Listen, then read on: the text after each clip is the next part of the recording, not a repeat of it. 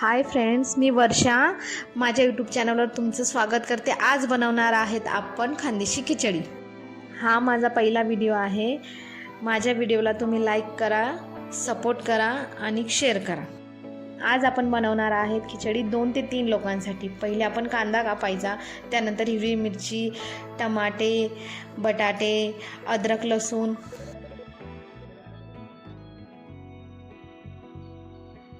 आपण इथं अद्रक लसूण ठेचून घेऊ।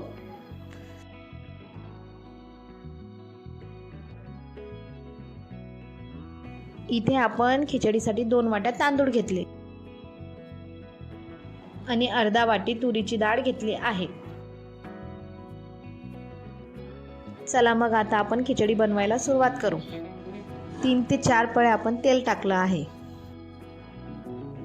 राई, जिरे, त्यानंतर कांदा, हिरवी मिरची,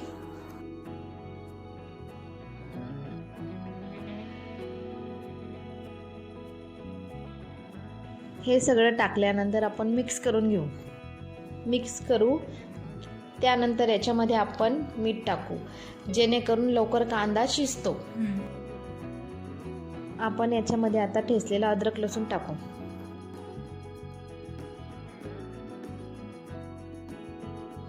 आता यामध्ये आपण टमाटे टाकू। मी पहिले टमाटे असे टाकत नाही, कारण पहिले जर टाकले तर मग कांदा शिजत नाही। त्यानंतर आपण त्याच्यात बटाटे टाकू, मिक्स करू।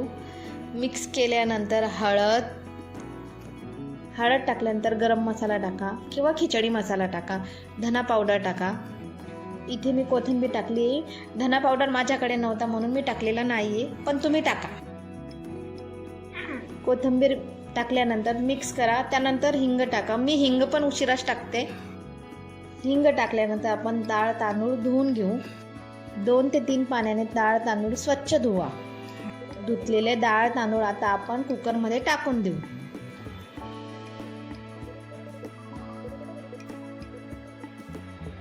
डाळ तांदूळ मिक्स करून घेऊ। आता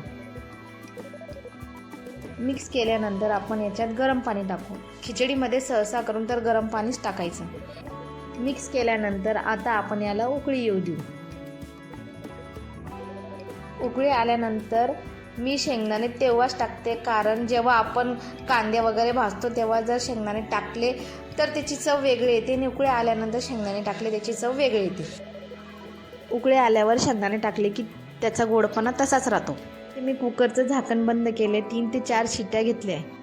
3 ते 4 शिट्ट्या घेतल्यानंतर आपली छानपैकी खिचडी तयार झाली आहे। गरम गरम खिचडी आता आपण ताटात वाढून घेऊ। गरम गरम खिचडीसोबत लोणचं, कांदा, सोबत उडदाचा पापड वाढून घेऊ आणि गरम गरम खिचडीवर गावरानी तूप टाकू।